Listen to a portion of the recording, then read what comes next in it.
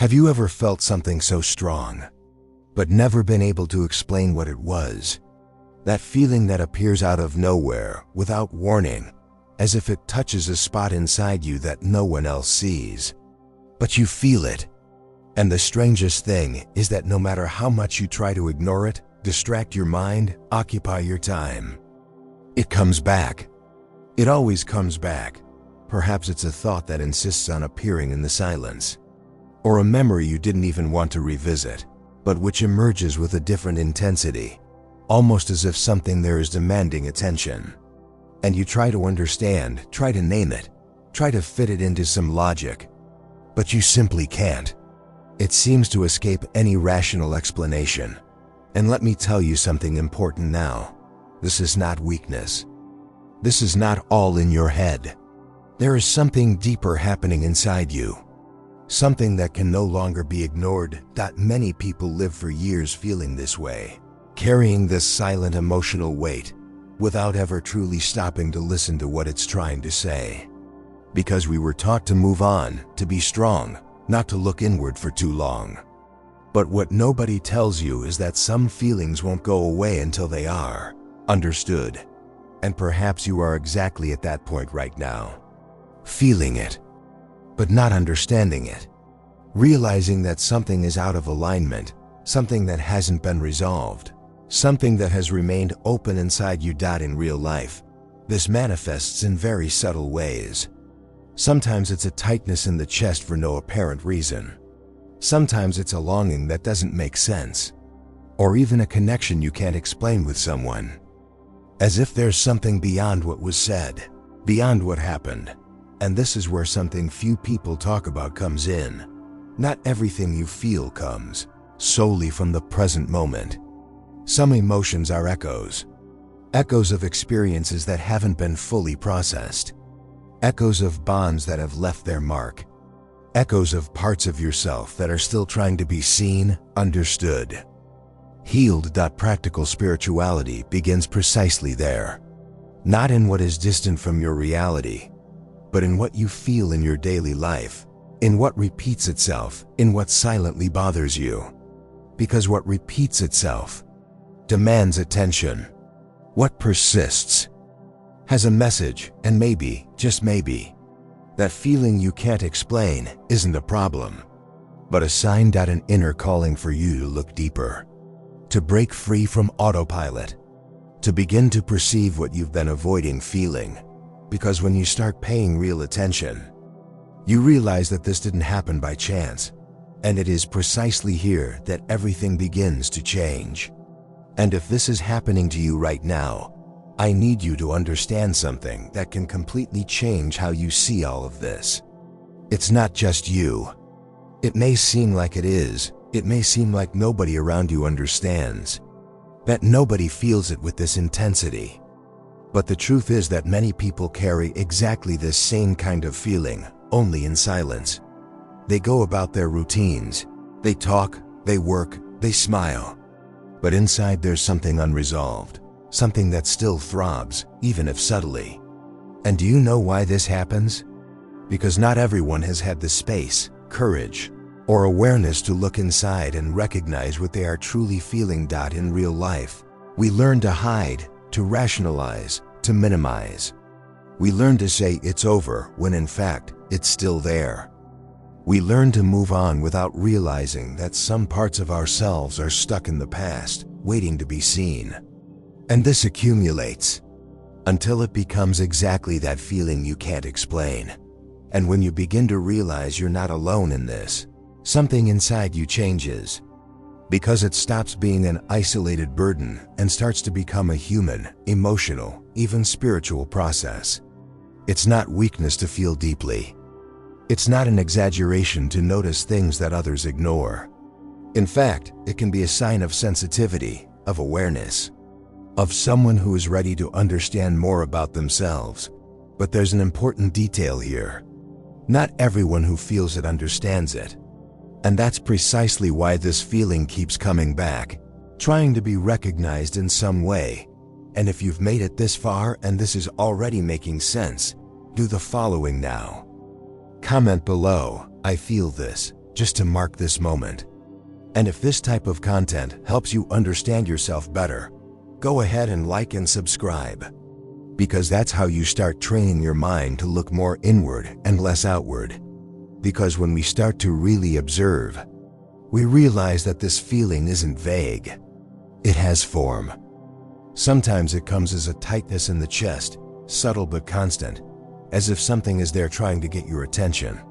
Other times it's a thought that won't go away, that returns at random moments, that arises when you least expect it. And you try to ignore it, but it persists.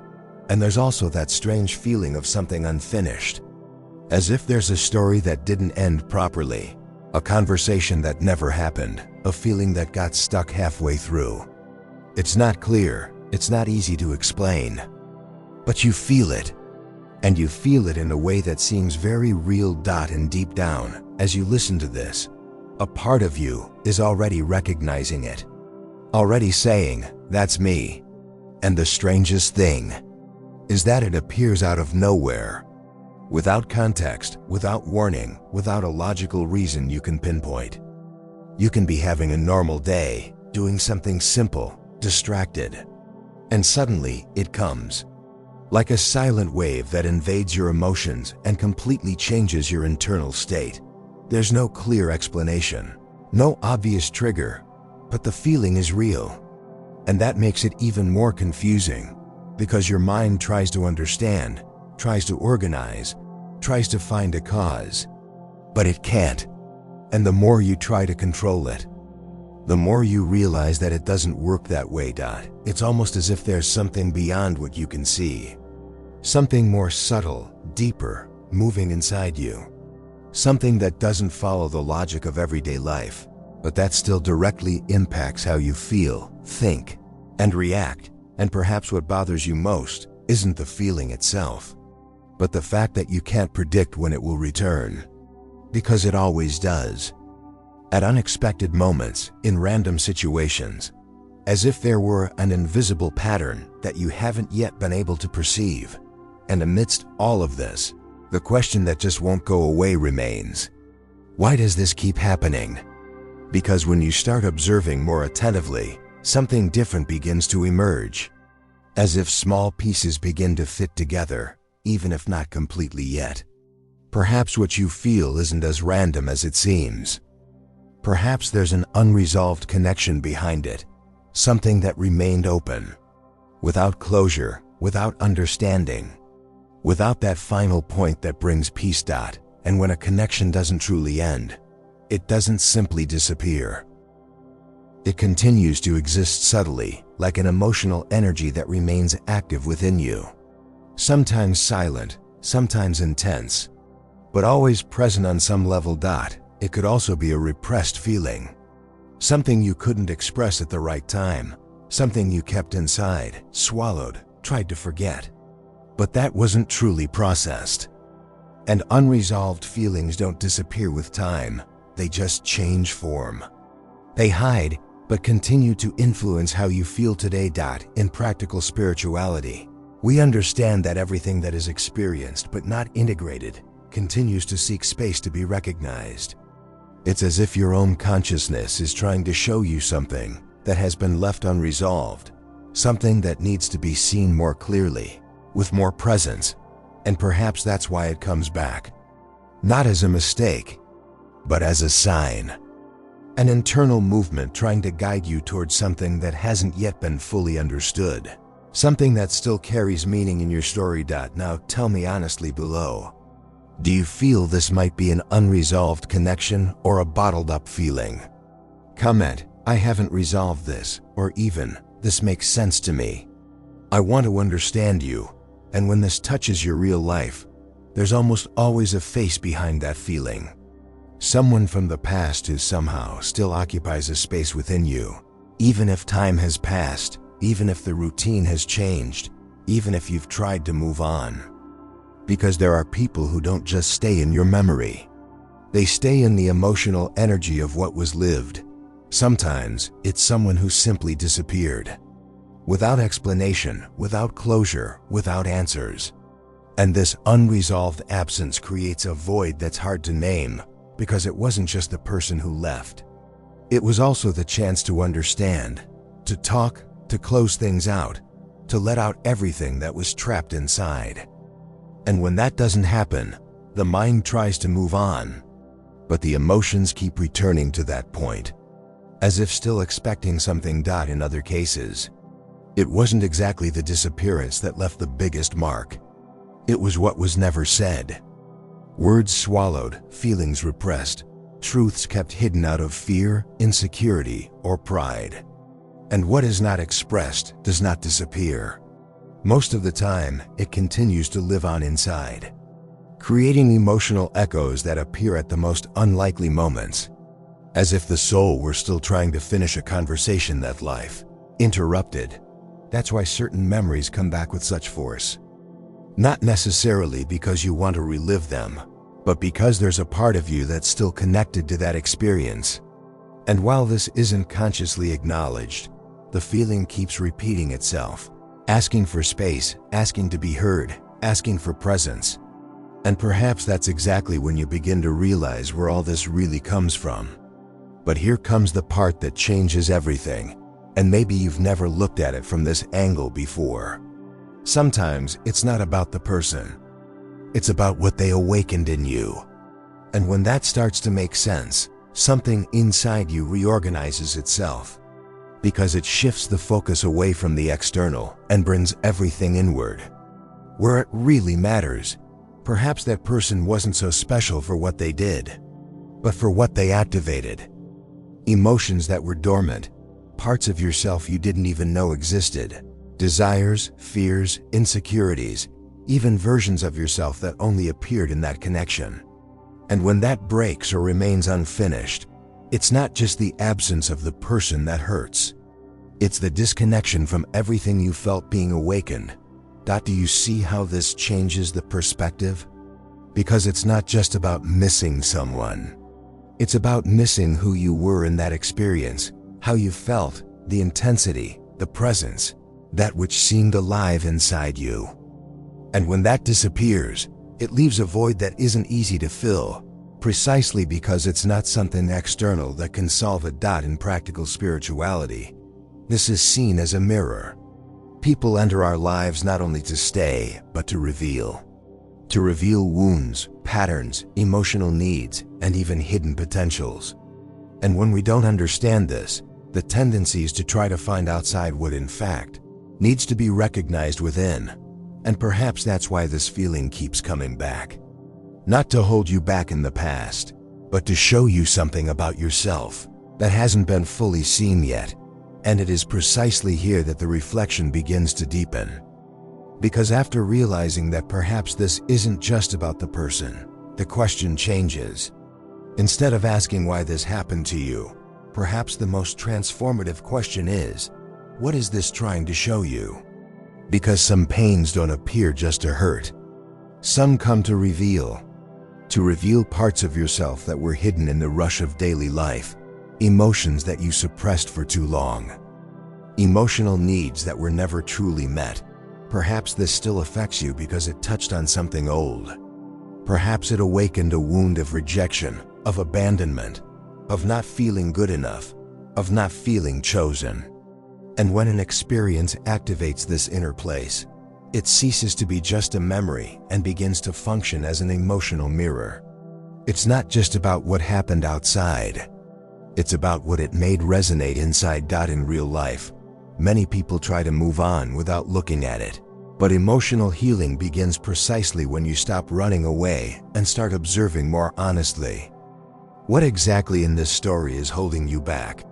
What hasn't been understood yet? What does this feeling keep repeating inside you?